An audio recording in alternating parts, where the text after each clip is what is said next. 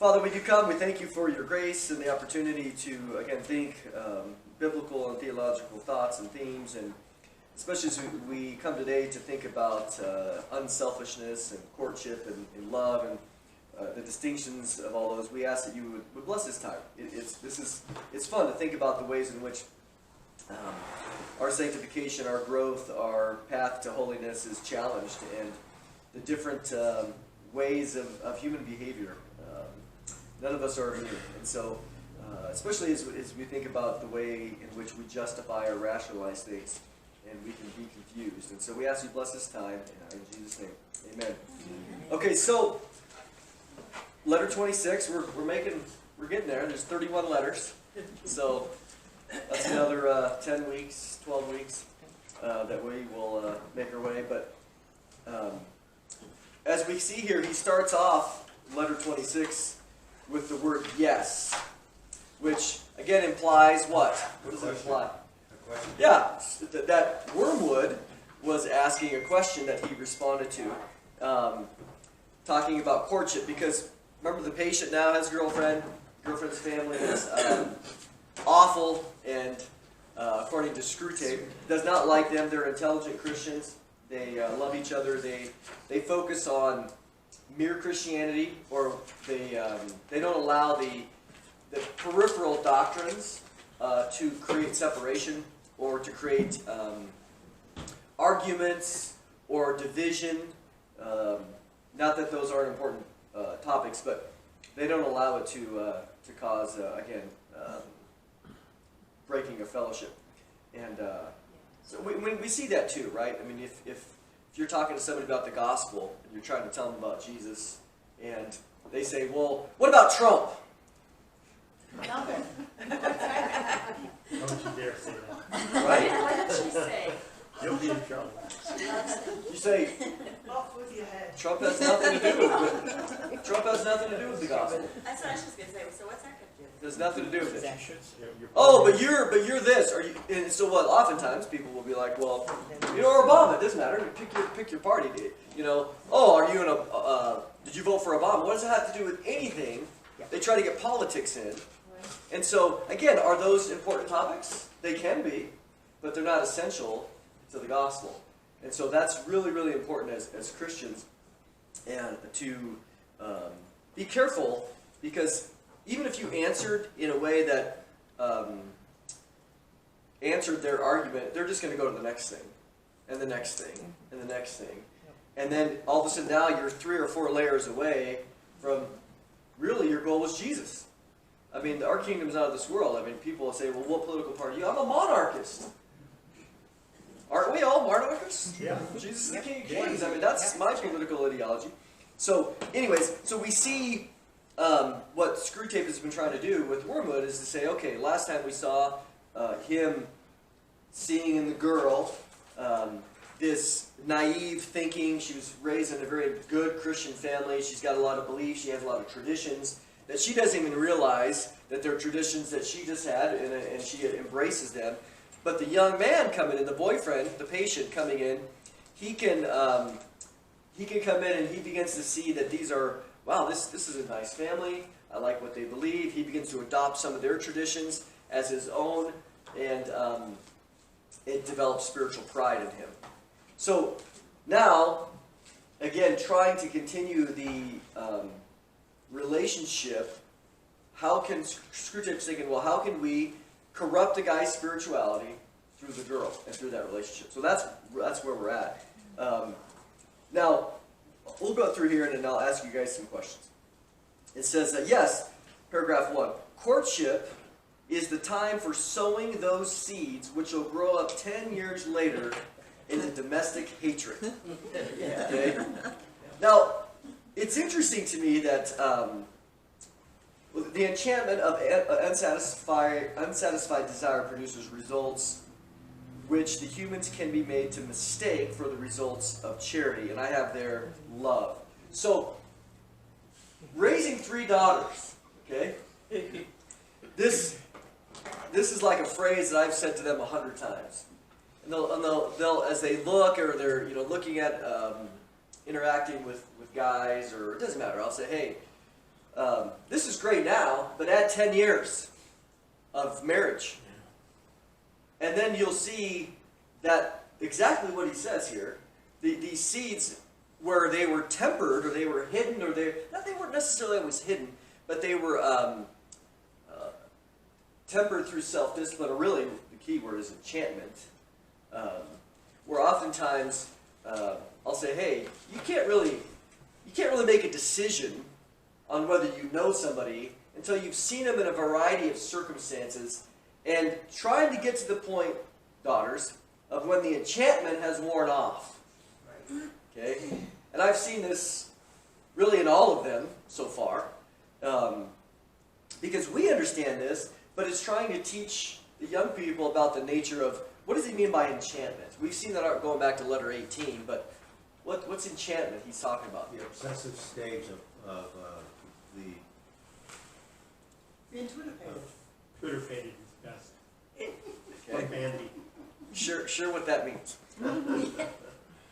Twitter-pated. Okay? Go ahead. in the relationship, you're just falling in love over hills.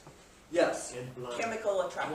You're head over heels in love. The feelings of being in love. And again, we can go all the way back to letter 18 on this enchantment. But Jackie was so Twitter-pated with me that she didn't know I passed gas till 7 years into our marriage. so, and even if you did, she overlooked it, right? She didn't. She was oblivious, wasn't she? She overlooked it, or she might even have thought it was cute, right? Yeah. Isn't it interesting? Have you ever seen that? Where there's a certain pattern, and when a person is under that enchantment, they'll say, "Oh, I think it's cute." Add 10 years. Yeah, it's not cute. They hate it. Yeah. It's annoying. Well, you used to think it was cute, yeah, back when I was blind, you know, because it's love, right? Blinded by love, blinded by this enchantment. That's what he's getting at here, is he's recognizing these human behaviors. And I think it's interesting, especially if you ever get a chance to read his book, Four Loves. He goes into describing all these different perspectives of, just from a observational perspective, that anybody that has ever watched lovebirds from the outside, not feeling the draw of that particular specific romance, you look and go, really? You don't see that? You don't see that? I mean, we all see this, right? I mean, it's very universal. I find it interesting that I mean, we could talk about why God has ordained that to be. What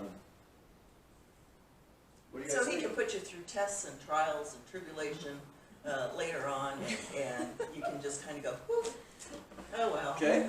What else? They get married otherwise. Pardon? I don't think they did married. I don't think so either. No.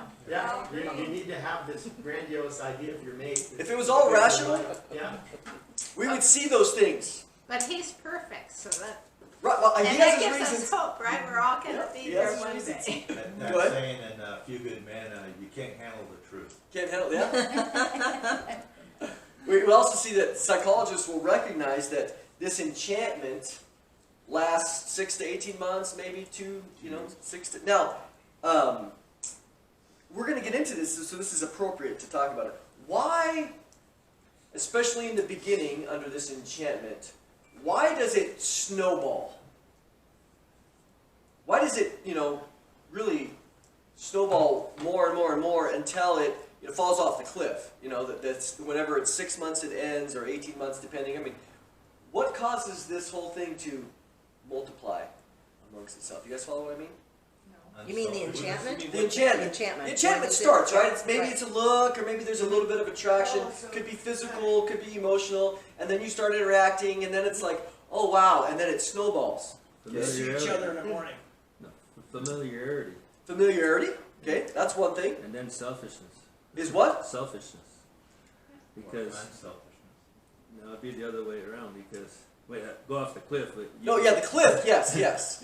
I'm talking in the beginning, before it goes off the cliff. Okay. Describe unselfishness. What does that mean? Give me some examples. Willing to go shopping. I totally agree with that. Yeah, there's sacrifices that you make along the way. You want to go shopping? I remember this. You want to go shopping? Of course! Nothing I'd rather do than go shopping with you. Add 10 years. Absolutely not, I don't want to go. Yeah. I'm willing to go. I want to? No. If you go to Home Depot. Right, there's a difference. Right. And then later when we add the 10 years, we'll see what, well, I'm willing to go. Yeah. Okay? But don't forget that my willingness to go is a sacrifice. And I'm really going out of my way here. And I want to build up some credit that gets returned later. Because I'm willing to go in this situation. I want some attaboy points. Huh? I want some I want to, yeah, absolutely. Yeah. So again, but before in the enchantment period, Well, I'm not thinking about points. I think it's that second paragraph, if I get what you're hinting at through your email, since I didn't read this. But that we're so selfless to the other person. We're so unselfish, and we're just like giving of ourselves for somebody else's betterment. Yep. And we. Pat on the back, right? Yes, exactly, and it feels really good. It does feel good. And then, like I think what you were alluding to is what if we don't get the payback? And that's where it kind of wrecks. And I see that too with like people volunteering places, people giving of themselves, and then when they don't get the acknowledgement or the payback from it after the emotional part wears off, then Well, then they're they kind get of selfish irritated. themselves. And I think that's the difference between Christ and his church. It's unselfish all the way, and he wants us to become like him. And so this is what we're going to see here, okay? So let's step back for a second and let's put this into Isn't context. the enchantment also a selfish thing? You're trying to impress the other person for your gain, to win that person. This is after Well, the it game's depends over. if you're in love or not. Well, if you put a facade on, which most beginning relationships, there is a facade to try to break down. Well, there's just this natural, again, when you're under the enchantment, there's a natural like, oh yeah, of course, and you're glad to do it. You're happy to do it. It pleases you to do it for them. And yet, what we're going to see here is that cliff is coming. That 10 years later is coming to where what the word charity here is very specific. And we don't use this word. When we think of charity, we think of donations or being generous, right? I give to charity. Unfortunately, that's in previous English or prehistoric common culture, the word charity is love. That's just, I mean, it's, even Jonathan Edwards wrote a big book on charity and the fruits of charity, which if you read the King James Version and you read like 1 Corinthians 13 about the love chapter, it's charity. So we need to make sure, but this particular love is still generic. And what C.S. Lewis does in his book, The Four Loves, is he puts this under the rubric of agape love. So in Greek you have eros, which is like a sexual or erotic enchantment. So if this idea of being in love is under eros. Then you have storge, which is like a family situation. You have agape, which is I don't want to say it's a selfless, active love for another person, for their benefit, which also is not just action, but includes affection. Because a lot of times in Christianity we say, well, I don't have to like them, I just have to love them. Well, that sounds good, but it's not true. Because in Christianity, the agape love is, now you might have to take some time to get there, but the agape love says, I'm going to act in a way that is very sacrificial for them with the hope that I begin to like them also. Okay? To have affection for them. And then the final one is phileo. We know that. Phileo is like Philadelphia. We say brotherly love, but it's a love that is amongst, like us. It's a family or a community sort of love. But here, what we're going to see is this contrast between eros, this enchantment, and agape, which is this other charity. And we're going to see why. Well, let's keep going here because, so, okay, we'll grow up 10 years later into domestic hatred. The enchantment of unsatisfied desire produces results, which the humans can be made to mistake for the results of charity. So charity, remember, of agape, if you just wanted to put agape there, because that's really exactly what he is discussing.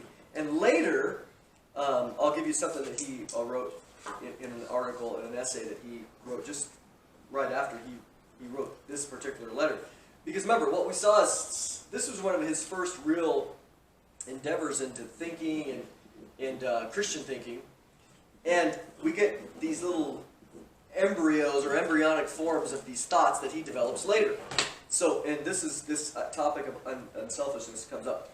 So, before though, the enchantment of unsatisfied desire. Okay? Right? In the moment, when you want to go shopping, the person says, sure, I'll go shopping, absolutely, I'd love to go. They're not necessarily at that moment thinking what?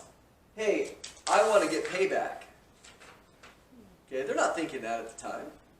So, the person could be completely selfish, the other person, but the willingness to please, we're doing this, but we're not getting reciprocated. So there's this unsatisfied desire because there's nothing coming back. The person doing that, they make the mistake of calling it agape. Well, the reason I'm going shopping is because this is the Christian thing to do. When in reality, that's not my motive at all. My motive is enchantment, right? It's this overarching thing. And what we also see is agape, if you want to write there, not emotionally determined. Okay? Infatuation. Yeah, infatuation is another good word. The enchantment is emotionally driven. Agape is not. You don't need to actually love the person in a sense of affection. That's the hope. But you love your enemies, and you don't necessarily have this great affection for them. But you do it because it's the right thing to do. And you hope that you can, as the more that you look at them in the proper perspective, you can have some affection. But affection isn't required. That's a nice plus. You know, so it's... Because a lot of people, again, will not do something, and they'll go, well, I'm waiting to again, I don't need to like them, I just need to love them. But you want to say, hey, if you wait for your emotions to lead you, that's not the way to live the Christian life anyway. But here, emotion is what it's leading, this enchantment. So he says, avail yourself of the ambiguity in the word love. Let them think they have solved by love problems they have in fact only waived or postponed under the influence of enchantment. Okay, so again, he's trying to get the patient to be like, oh, well sure, I'll go shopping because I'm a loving Christian who is sacrificial. And in reality, he is confusing the loves here. He's confusing eros with agape. Are you saying that there is no genuine affection of love? It is all just under the sway of the evil one? No, not at all. No, agape is the pure form. And we see this certainly in the New Testament. But the confusion here, he says, avail yourself to Screwtape of the word love. So what he's saying is, get the patient to think that he is operating under the pure form of agape love, God's love, as God totally demonstrates his love, his agape love for the world, his agape love for sinners, right? He demonstrates his love, Christ dying for us. But he wants him to think, oh yeah, I'm doing this because of the pure good love, but in reality, he's forgetting that he's doing it because of his eros. He's just under the enchantment of the woman. He's doing it for that reason. That's what he's trying to say here. Ambiguity. What does ambiguity mean? Unclear. Foggy. So keep the patient confused. Because, see, let them think, both of them, that they have solved by this agape, true, solid Christian love, problems they have in fact only waived or postponed. Why? Because they're under this enchantment. Okay?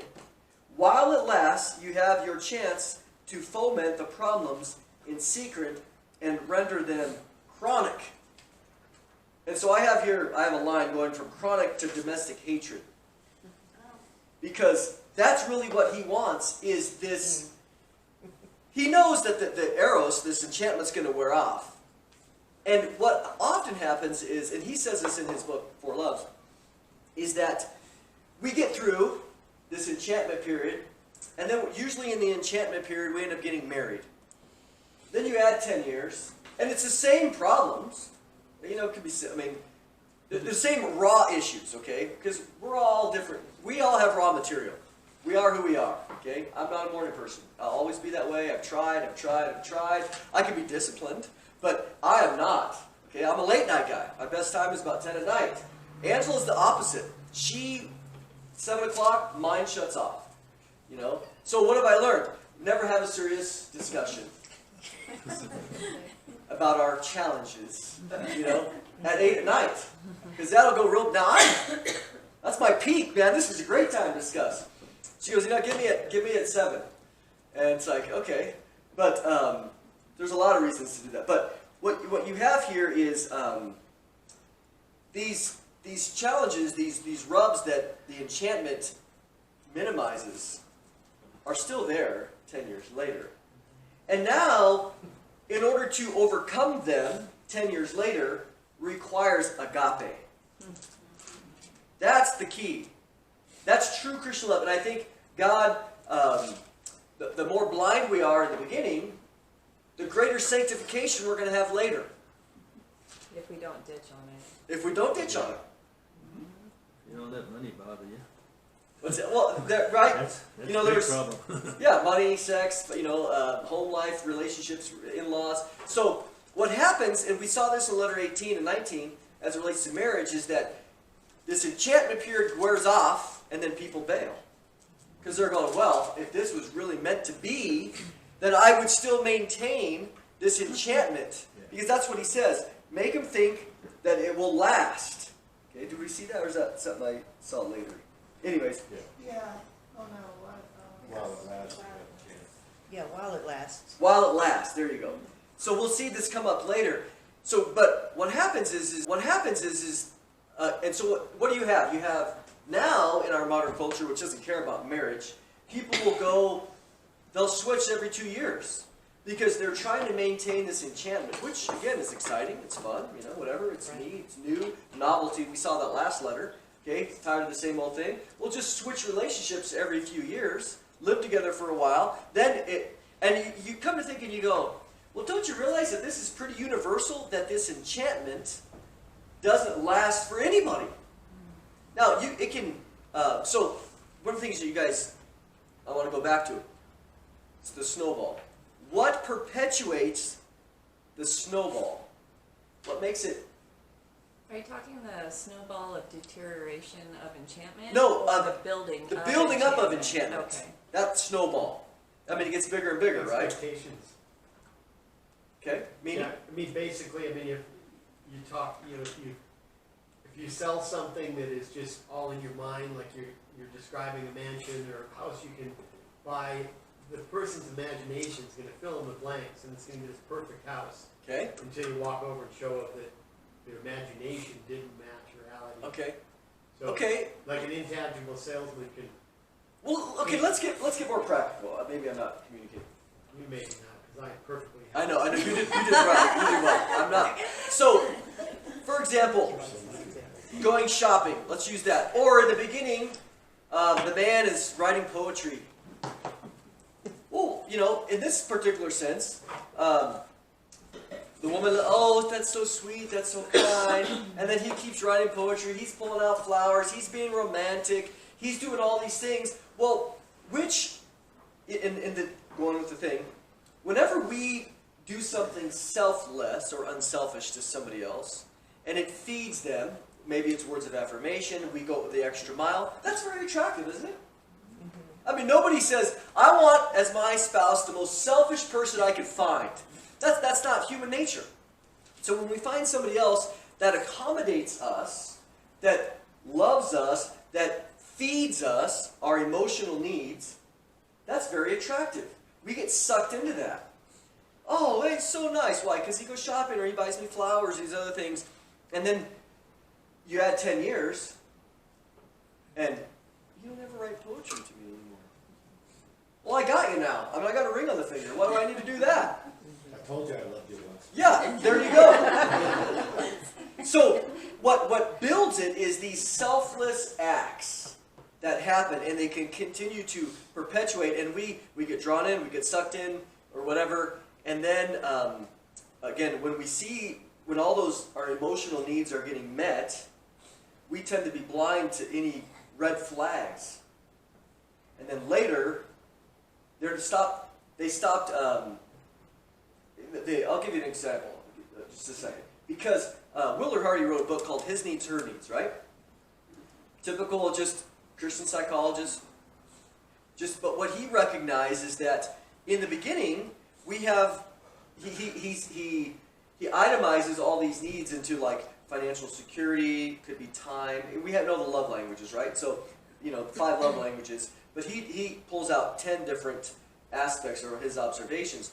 And so if I'm in the middle and let's say time is one of the, your girlfriend, and I say, yeah, I would love to go shopping, and I go spend time. I'm making an investment into her love bank. Okay, right? So it's building up her love and her feelings towards me. Well, maybe mine is words of affirmation. He says, oh, you look handsome today, or I like that, or man, you did really good over here, feeding my ego. That builds up my love bank, right? So then the next time I see, I'm looking for some more of that, right? Especially if they're very, very free with that, it's just going to fill my ego up, and I'm going to feel positive towards that person. Now, let's say, as an example, anger. Anger usually takes a withdrawal out, right? You blast somebody, you lose your temper, and you yell at them. Well, they just took a withdrawal out of the love bank. And if that's the characterizes the thing, it's going to go down, and there might even be negative there, right? And then there's going to be a lot of animosity. So later it could come back with an apology, I'm sorry I did this, and then that rebuilds the love bank. So that's kind of the description here. So in the beginning, everybody's depositing selflessly in the other person's love bank, and you get this massive enchantment. But the point is that later, 10 years later, those things that came easy in the beginning still can be done. It just takes agape to do it. Agape is generally that of being led by the will, not by emotion. So you could still say, yeah, I'll go shopping with you. You feed the emotional need of time, and that puts a deposit of love in that bank account. However, as we'll see, if I'm saying, I'm going to look for a return, then it's not really agape, is it? Not truly. I mean, there's some expectations. So I want us to get into this because this is important to think about in those terms of the imagery. Because later you can have a husband and wife that have a great marriage that don't live under this enchantment, but they live under agape. And the agape is causing them to choose to sacrifice lovingly for the other person, and that's building up love in their bank account. And so there's this great feeling of affection between them, but that has been built not by the enchantment of emotion, but from the will. And of course it includes affection. So we don't want to say, oh, you know what, once the enchantment's over, that's it. Marriage is this grinding struggle. It can be, but if the people are humble and they're agape driven and they love for the sake of the Lord and they fill the other person's bank and it's reciprocal, you can have a great situation. But agape is the goal, and that takes work. I see in what you said about the coming from the Lord, I see that as with the enchantment, the emotion being the source and the feelings being the source of the enchantment of doing. And then once it shifts and the emotions are no longer there to drive it, unless there is something like the Lord to say, hey, this is right, this is good, this is what is required of you in this committed relationship. Once the feelings then you shift to the will because the Lord has said Yep. this is the way it needs to be. And that's where the real strength comes from. That's where the endurance and the longevity comes Exactly. from. And so it's like the shift of the kind of fuel. Yep. And it's a lot harder It's hard. with choice when you don't feel emotionally involved. And that emotional, it can shift to a spiritually godly emotional. Yeah. Yeah. Where It's your love of the you're Lord. It's the feeling- emotion for the Lord. Well, that- and then His love for them. Yep. That you have that same love for them. you be a conduit. Yeah. The Lord- Well, it's no, you become Yeah. linked into that same kind of love that has emotion, that's jealous for their Yep. spirit, that sees their plight. Yep. And that's where the compassion comes in, because oftentimes the Lord desires to love others through us. And as the Lord loves others through us, hopefully some of it rubs off on us. It does usually. You know, hopefully. But then they turn around and they spit in your face. And emotionally you're like, okay, back to the will. Because emotion now wants to slap them back. Okay? But then we go, okay, Lord, help me to reset here. Help me to take a little break. Let me sleep on it. And then we begin to go, okay, I want to re-engage with the Lord's love for them through me, and that I can have compassion for their plight. It's a good word. Because I need to see them. That's why when we were talking about, in our Bible study, men's Bible study not too long ago, is when these people come in and they're wasted at 7 in the morning, what do we think of them? Is it first judgment, or is it compassion, and we look at their plight going, man, they're blind. The poor people, they don't even know what they're doing. They don't even know that they're alienated from God or whatever. So here, let's summarize this first paragraph, because what we described was, in the enchantment, emotion leads. In agape, the will leads, and hopefully the emotion will be right behind it. But whether we have the emotion or not, our actions still need to be led by the will. Agape, with Jesus as our example, or God as our example. Okay, you were going to say, I'm sorry. You guys covered it. Okay, perfect. Now, Usually happens. okay, while it lasts, the enchantment lasts, you have the chance to foment. What does foment mean? I wrote stir up. Did I have that on the... It's not there. No, I looked it up in the dictionary as stir up. Yes, foment. Yeah, foment means to stir up or to build up or to stimulate. So we have the chance to foment, to build up these problems in secret and render them chronic. What are we rendering? What does he want rendered chronic? Problems. Huh? The problems. Yes. What kind? Always look for the source of the problems. Problems are symptoms, right? What's the chronic underlying foundation that he wants here? Screwtape. The unsatisfied desires. Okay. Yeah. What else? Selfishness on the part of the person who finally said, I'm not gonna give, I'm not gonna do those actions. Because what we see here is all those things are true. The source of it is what he wants is us to rely on the enchantment or the emotion to do good, and not on agape itself. You see that? So if we could say, well, yeah, I'll do A for you if you do B for me, because when you do A for me, that gives me a certain level of emotional fulfillment, and therefore I will respond.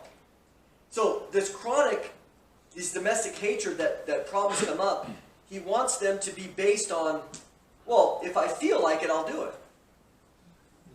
If I like you, I'll do it. And here in the beginning, there's the deception. Oh, well, look at me. I'm doing all these things because I'm such a good, godly, agape-filled Christian. In reality, the answer is no. So I've deceived myself. I've been tricked. Well, you got a beautiful woman on your arm too when you go shopping. Could- feelings should come into it. Emotional feelings. They should, we get past that. And that's really, we've been talking about that all through this, is faith versus feelings and emotion. And emotion is, it's like money, it's neutral, but generally speaking, because of who we are, the heart is deceitful, right, it's incurably wicked, our emotions, if we want to say it that way, lead us into so much trouble. Because we live and we respond emotionally versus by obedience or faith or holiness. So, Then you get nitpicking. No. well, that's true too. Well, in the beginning, all the nitpickiness is just washed over. It's glazed over because of the enchantment. And then later, when emotion doesn't carry it, the enchantment's gone. Well, so you know what? I've been meaning to tell you this for a long time. This really annoys me. Really? You never brought that up before? Well, yeah, I didn't bring it up before because why? Usually we don't say, well, because I was under the foolishness of enchantment. We usually say, because I was such a godly person, I overlooked it. And if I was such a godly person that overlooked it, why am I not doing that now? Right? I think the key is to, really be at peace with the fact our identity's in Christ. Because the focus at our love buckets or whatever, that's where the nitpickiness starts to get fired up. When we start comparing what did I give and what did I get. But the focus is to be content with Christ alone. And that's got to be the high ground to love your spouse. And this idea of the his needs, her needs, it's not, that isn't the goal. Those are observations. Yep, exactly. Those are just observations of practical considerations that, well, the more agape filled I am in doing something nice for the other person is going to build goodwill. Okay, now I understand that. But that's a fruit or a symptom. But if that's the goal, then we're falling into the trap just as much, because I'm doing it because I have an expectation that they're going to fill my bank at some time. Yeah. Otherwise, the withdrawals. Now, again, if we do live agape towards others, it most of the time will produce, again, goodwill. It doesn't matter. When you're in agape, it doesn't matter. It's just contentment. Nope. It's just nice to have goodwill. Yeah, if it comes, you If enjoy it comes. But are we content if it doesn't? That's the key. And if we're not content if it doesn't, then it's not agape. Agape to Christ first is the cause, and then the fruit would be agape To others, your yep. neighbors and others. Yep, love God and love your neighbor, right? I mean, that's what we're seeing here. That's the fruit. Leonard? If we're doing it agape, the mindset is, I'm going to be rewarded from my Lord, Exactly. not from that individual. But do we even think that way? Yeah, why would you I mean, think I that? don't think that way. You can. Some of us It's do. true. I don't think Well, it's rewards. true. You're definitely quoting something that's It's true. but Look at, But you just think do it. that way. let's look at If Ephesians you think that 6. way, you Some go of us back are. to the Well, you're arrow. making God happy. You're making God happy. Well, and Go it, back to the Yeah. arrows. but it motivates your will. It motivates your will if you don't have the emotion part of agape yet. Because with going, I know that this is right, and Yeah, so that helps every the psyche. every right thing that I do in the sight of the Lord, Yeah. He will be pleased with me. Right. And so it maybe doesn't, you don't do it for that reason, but it sets your head straight with Yeah, it. I set think- your head straight. I think that can be a motivation that, like she said, can take you back to the faulty thing. I And agree. the thing Yeah, is, takes you back to when Eros. he loved us first, we love him because he loved us, and he shows us what that love is. And when we have a understanding of our total inadequacy and his kind of love, that changes our love for him to be pure. And it's like, it's constantly And then that sweet 2 humbling, Corinthians 5:9. you know. I get that, but Yeah. a lot of times, straight up, I do not have any emotional drive to do anything nice for some of my clients who are horrible for me. So I'm taking this into my job as well, and so it's interesting.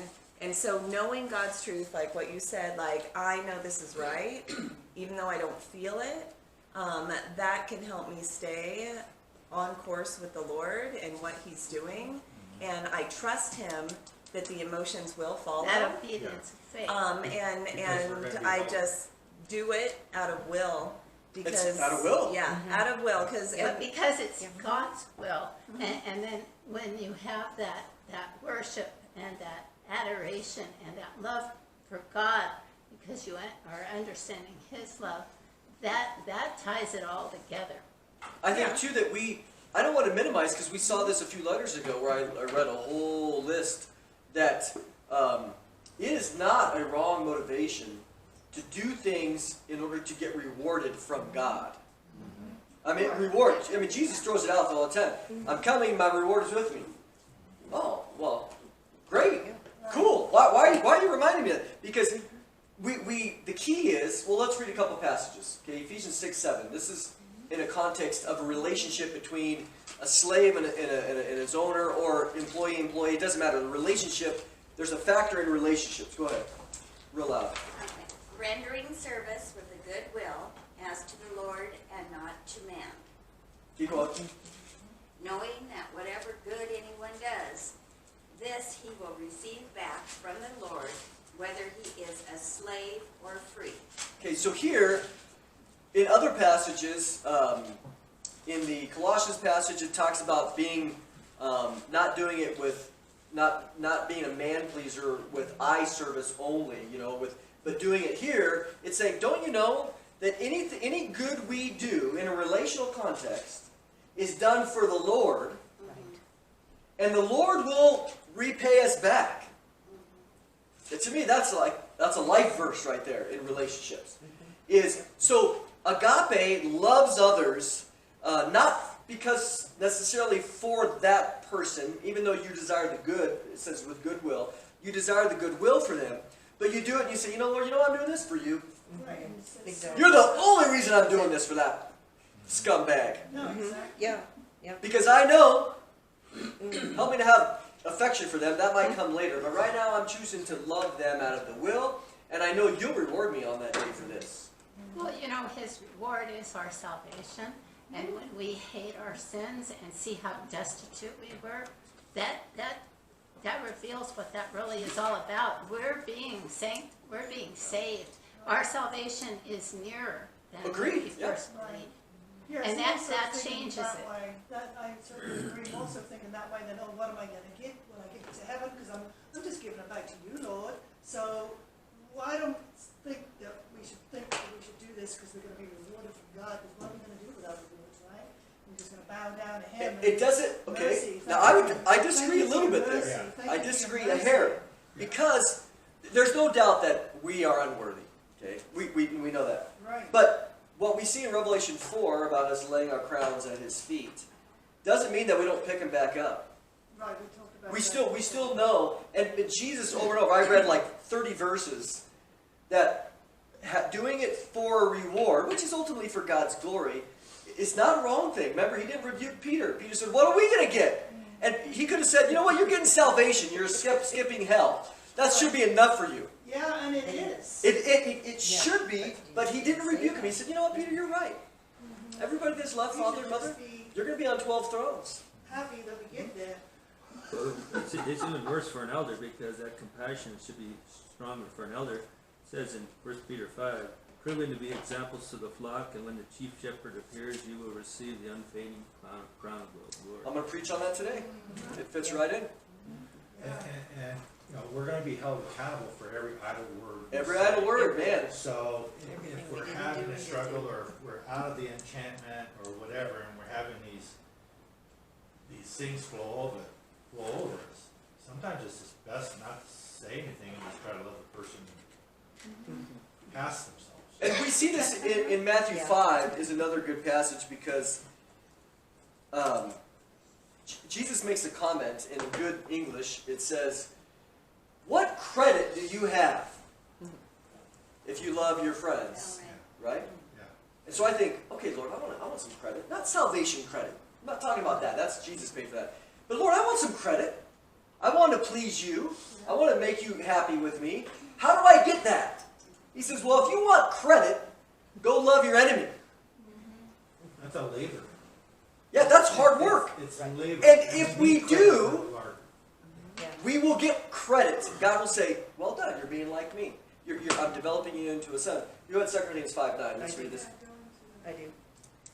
Therefore, we make it our aim, whether present or absent, to be well-pleasing to Him. There it is. We make it our aim, Right. whether That's here, the bottom line. to be pleasing to Him. Right. So, it's nice. It would be really nice if I could get to the point of loving my enemy because I have great affection for them. That would be wonderful. But at the minimum, I'm going to do it because I desire to please Him. Because He's worthy. He'll never let me down. And if I invest in obedience to Him, again, He will give every man, He'll repay, is what it says, Ephesians 6. He will repay for all the good that we've done, whatever that looks like. Again, I think salvation, yes, and we should be satisfied with that. But we can't stop there, because the reward that is always put before us is not only salvation. It's the crown. How many crowns are there? There's 5 crowns in the New Testament. So God is continually putting out there, work hard, be disciplined. There's the crown of life. There's the crown of rejoicing. You know, there's all these different crowns that He's saying to us, hey, there is reward on the other side in the kingdom. And not everybody's going to have salvation. The last, the first, they're going to be equal. But there is greater reward and responsibility based on our behavior. It is not going to be equal on the other side. The only thing equal is that we're all there. But there's going to be different positions of responsibility and glory and crowns. I'm not sitting on a throne. I mean, we're all on thrones in that sense. But to Peter, he says, you're going to be on, all you guys are going to be on 12 thrones judging the 12 tribes. Well, I'm not going to be on there. Remember last week we saw the disciples asked, can I be on your right hand and on your left? Jesus says, hey, that's only for the one whom it's prepared. But that is prepared for somebody, right? So that person has a different place. Still in heaven, we're all saved, we're all children. But that place of honor at the right hand and on the left, that's going to be different than somebody else not getting that. So strive to get there. Well, Peter too, he remembers he had a foot-shaped mouth. He what? He remembers he had a foot-shaped mouth. Yes, he did. And That was pre-Christ. no, it was Well, Christ. it was before then, before. He did some stupid things after too. No. He was just. But the he thing just was, hung the up. more It's that was like- forgiven, Yeah. the more is required. And here he failed them. He knew he failed God, and that's why he became. His first sermon was this: "You guys crucified." Yep. I mean, he was bold. Yeah, He was. very bold. And so, not that, we don't lift anybody up, and we'll see that today. Peter is very humble when we get to 1 Peter chapter 5, which is right before he dies. Really? Paragraph 2, the grand problem is that of unselfishness. Note once again the admirable work of our philological arm. What does that mean? Words, love of words. Remember, philology is the philological arm in Screwtape's bureaucratic world is this department that is expertise is in spinning things. These are the spin meisters. This is the classic spin zone, right? Remember what's his name, Riley? The no spin zone. This is the heart of the spin zone, okay? Because what they do is they take words and they spin them into meanings that highlight negatives. So, note the admirable work of our philological arm in substituting the negative unselfish for the enemy's positive charity. Thanks to this, you can, from the very outset, teach a man to surrender benefits, not that others may be happy in having them, but that he may be unselfish in foregoing them. I have that underlined. That is a great point gained. So, now, I'll read to you something here, which was a few paragraphs.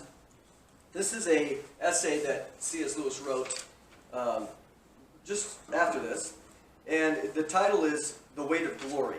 And but he says, now listen to this.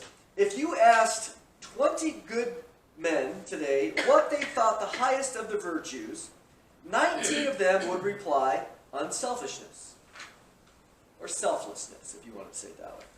Okay? Now, that's why in my email I said, hey, how many of you think that you're unselfish? And that's a good thing.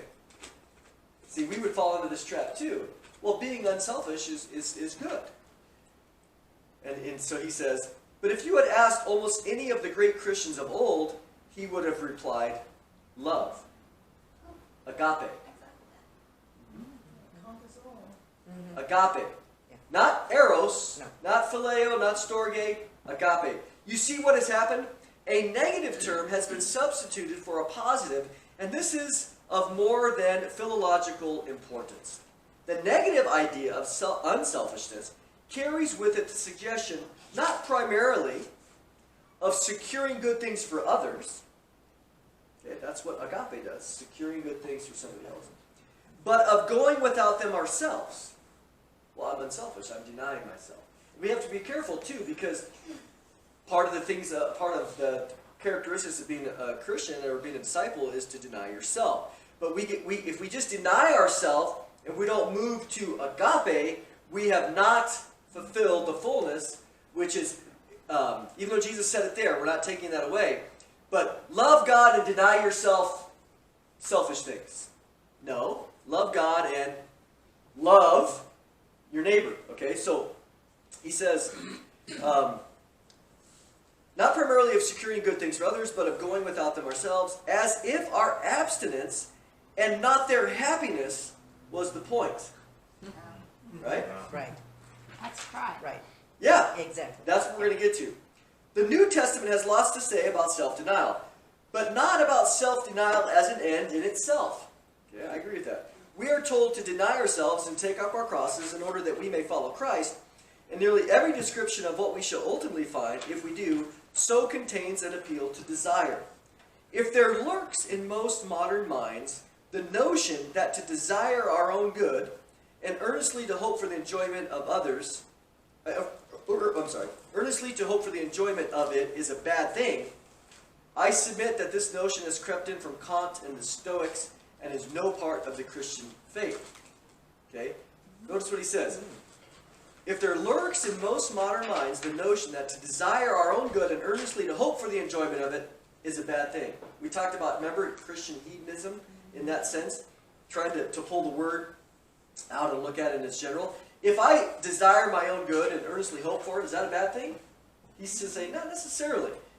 Indeed, if we consider the unblushing promises of reward and the staggering nature of the rewards promised in the Gospels, that's what we just talked about, it would seem that our Lord finds our desires not too strong, but too weak. We are half-hearted creatures, fooling about with drink and sex and ambition, when infinite joy is offered us, like an ignorant child who wants to go on making mud pies in a slum because he cannot imagine what is meant by the offer of a holiday at the sea. We are far too easily pleased. So, what he's going there is and he begins you can see the rest of his article, but he's trying to get us to say, it's not about abstaining from our desires, because we can close ourselves off in self-denial and just live there without really ever affecting something positive in somebody else through agape. A monk. We could become monastic, right? We could become ascetic, all these different things. So notice here, they are substituting paragraph 2 on the negative unselfishness for the enemy's positive charity. Now, somebody want to read Matthew 7:12?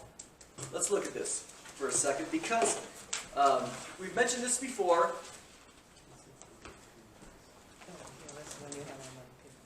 We know from, again, the second greatest commandment, quoted from Leviticus 19:18, is love your neighbor as yourself. Okay? Love is a command. Okay, who's got it? Matthew 7:12. We know this. Go ahead. Go ahead, Anna. So, whatever you wish that others would do to you, do also to them, for this is the law and the prophets. Okay. Is that a positive or negative? That's positive. Positive. Whatever you would like in that context, do.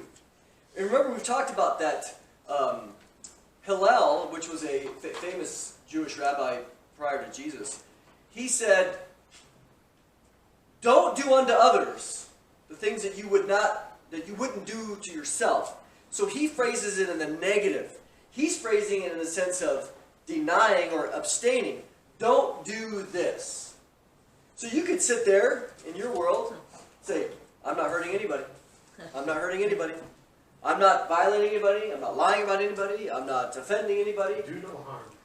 Yeah, do no harm, which is a negative, which some people criticize him, and it could be a critical thing, because some people say, well, the reason he put it in negative terms is because most of the 10 Commandments are do not, do not, do not, right? But we also know that the greatest commandment is love the Lord your God and love your neighbor. So he still gets a little bit of criticism. But the fact is, he could sit here and he could do a whole bunch of do-nots and never do any do's. So he could say, "Man, I am unselfish because I don't hurt anybody." And you say, "Well, are you ever getting out of your box to positively contribute to somebody else? Somebody else securing somebody else's good versus abstaining yourself." This is the key, is that the negative unselfishness and the positive charity, the positive love. That's why, for us, we don't want to say, we want to be careful of this spin. If we go around saying, "I'm unselfish, I'm unselfish, I'm unselfish," that doesn't necessarily say anything. Are you loving? Because loving actually gets you out of your chair and does something versus sitting over here. But you can separate that too much, because Christ's love was, he denied himself to the point of death for our benefit. Mm-hmm. And everything he suffered with the reward, he despised the shame set before him, but there was the reward. And what was that reward? Was that we would all be one, and we would have that At least, fellowship yeah, at and least that, that. that salvation. I think that, see again, we got to be careful. Because there's the fruit. But what was Jesus' motive? Was it to get kids? Was it to redeem us?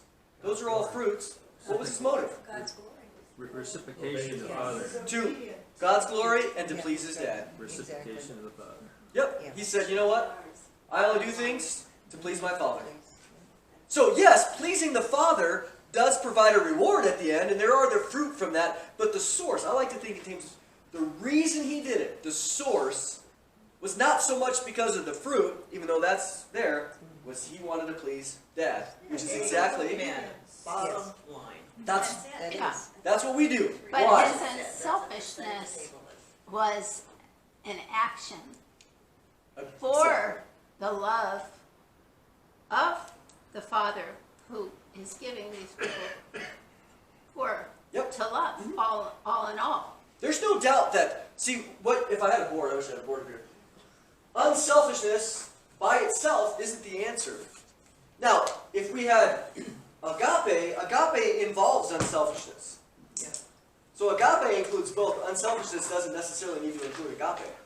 Right? But when we see agape performed, which is what Jesus did, it does include his unselfishness, there's no doubt. And so for us, the goal is not just to have one without the other. So we're going to see how this gets practical here in a second. Okay? That is a great point gained. Another great help, where the parties concerned are male and female, is the divergence of view about unselfishness, which we have built up between the sexes. A woman means by unselfishness chiefly taking trouble for others. Underline that. Okay? A woman, for her, she says, "I'm unselfish." What does that mean? Well, I'm taking on the trouble of others. A man means not giving trouble to others. I like that. Okay? A man just says, hey, leave it alone. Don't get involved. So I feel like I'm being unselfish. Why? Because I'm staying out of it. Where a woman, in general, would say, well, no, if I want to be unselfish, I need to be involved and to help. So you have one, but the woman, in this sense, is actually doing something. The man is staying passive. How is that any surprise when we look at, Adam and Eve going back, right? The man stood there passive, and the woman did something, okay? And what he's recognizing is that this is human nature. This isn't a good or bad thing, necessarily. As a result, a woman who is quite far gone in the enemy's service, okay? This is a very spiritual woman here. A spiritual woman will make a nuisance of herself on a larger scale than any man, except those whom our Father has dominated completely. Okay? We'll see why. And conversely, a man will live long in the enemy's camp before he undertakes as much spontaneous work to please others as a quite ordinary woman may do every single day. Okay? So, the spiritual woman is making a nuisance of herself.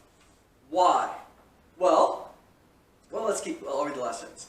Thus, while the woman thinks of doing good offices, and the man of respecting other people's rights, each sex, without any obvious unreason, can and does regard the other as radically selfish. So what you have is, we got time. Okay. Let's read paragraph 3. On top of these confusions, you can now introduce a few more. The erotic enchantment produces a mutual complacence. What's that mean? Complacency, no. Contentment. I think I have the definition for you. Yeah, you do. What's the definition? Amiability, easygoing. This is people pleasing right here. A people pleaser, yeah. When you're under the erotic enchantment of being loved, you're a people pleaser of the other person. Okay?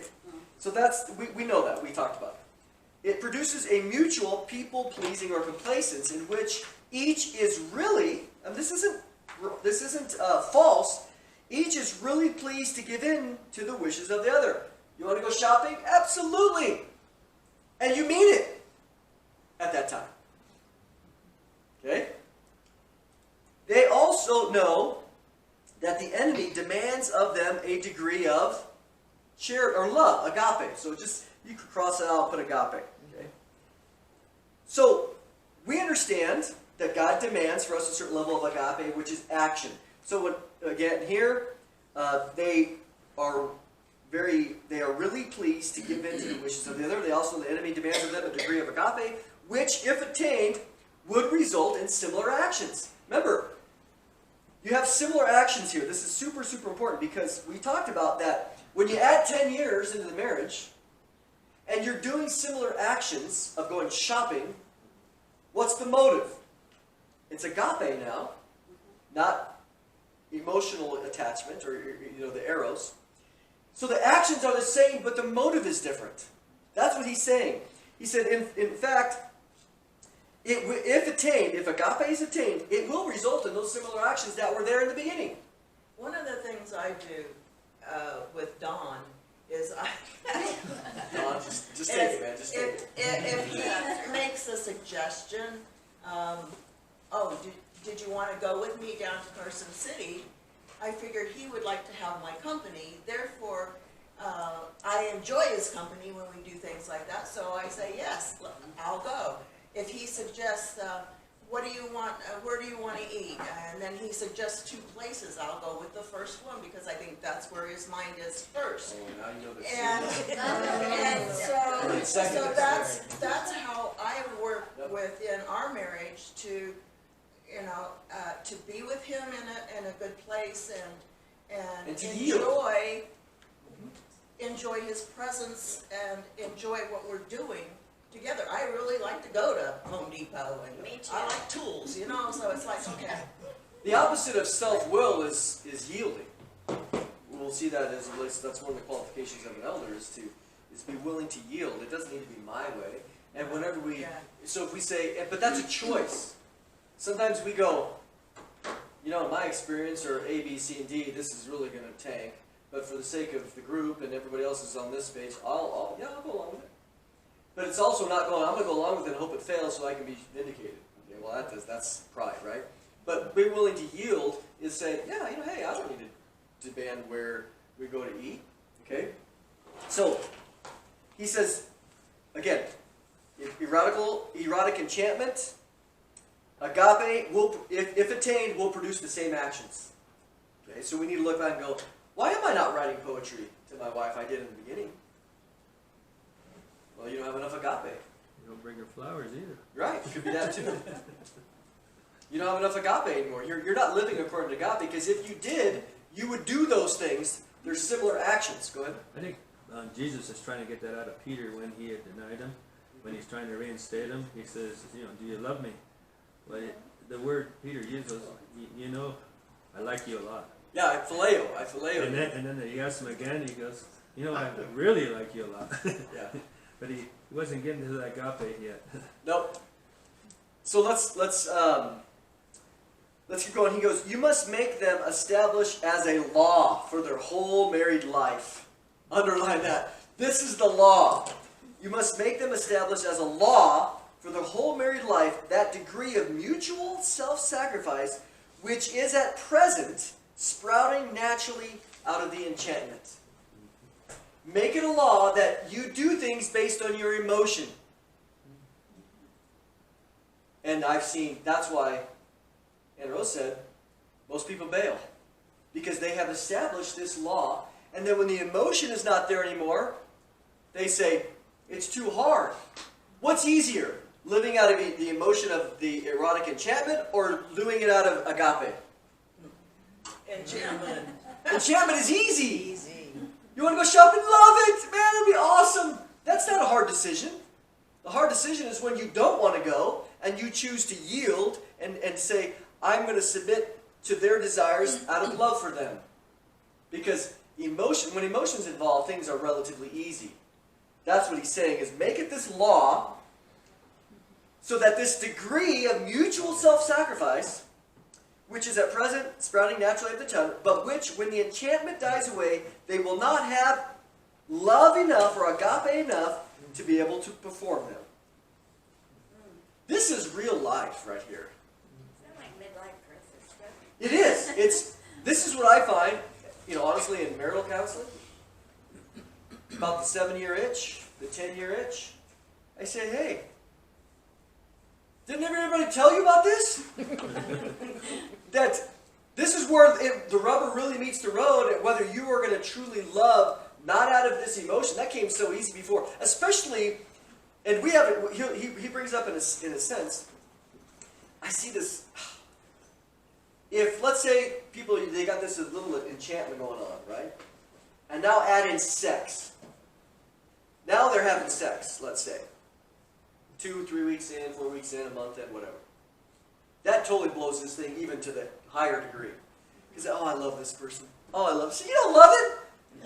You don't even know them. Yeah.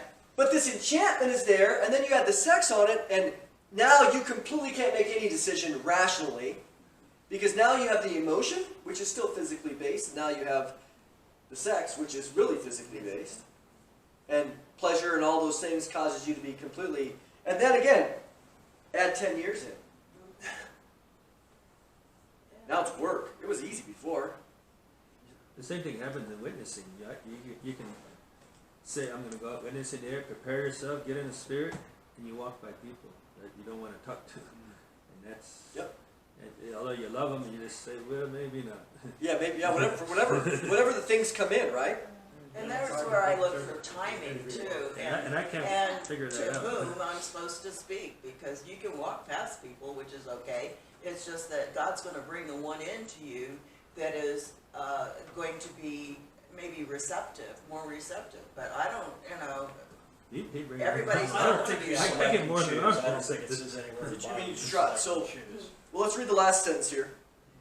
Okay, they will not see the trap, since they are under the double blindness of mistaking sexual excitement for charity, for agape, and of thinking that the excitement will last.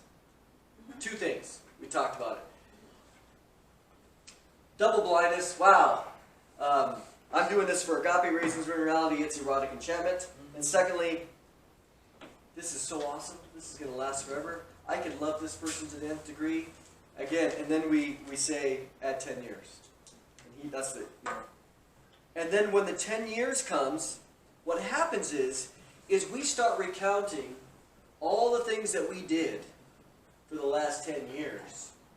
Of overlooking all these farting, gassing, whatever you want to use. And you go, you see how selfless, unselfish I was, that I never even brought it up? I overlooked it all. And now... all of it, I've been storing it up for this moment. Because now my tolerance is done. And we go, oh, wow. Okay. So, again, this is, I think, letter 26 and letter 18 and 19 is part of every premarital counseling. And, I should be. And I remember talking to Allie and Christopher. And I went through all this. They just sit there and they could not even have, they had no grasp of what I was talking about. But nor could I really expect them, because they were under the enchantment. Yeah. I said, and then I get a phone call about 7 months in. And I go, well, you remember when we had this discussion? Yeah, Dad, I never thought it was real. I thought, that's true for everybody else, but what? Not us. Yeah. That's the double blindness Yeah. of the enchantment, thinking, no, this is going to last. I think this is good stuff. It's so true. And this is something that every relationship, especially marriage relationship, and I would say in some ways, not just marriage, but this is true for every relationship. Right. Things start out well, and then you start going, hey, that person has some idiosyncrasies that really grate me. Yeah. And I might have some that grate that person. Yeah. How are we going to have this charity, this agape love that overlooks them? You have to talk about it. It's a will, yeah, you ultimately, sometimes, Discuss it. one of the best things, there was a young man, he was living in my garage, or in our basement, and, you know, it was all romantic at the beginning. He had moved out to Illinois with us, and we're going to do ministry together, and we did. But when you start living together, Yeah. pretty soon we had a big blowout, which was great, because after that, things were better. We understood one another. The elephant was out of the room. We could talk freely. And I thought, man, that was one of the best things. Now, thankfully, as two believers, we had agape to overcome that versus being led by emotion, because some things were said that were very direct and blunt, and emotion gets in the way, then you get your feelings hurt, and then emotion gets angry and bitter and resentful. But agape overcomes those, And you grow and we in grew. the Lord that way. And it's been great ever since. But I thought, every relationship kind of comes to a point where you Yeah. have a little bit of a, Yeah. not always, but you can have that blowout, and if agape's there, you overcome it, and you grow from it. Well, let's pray. Sorry.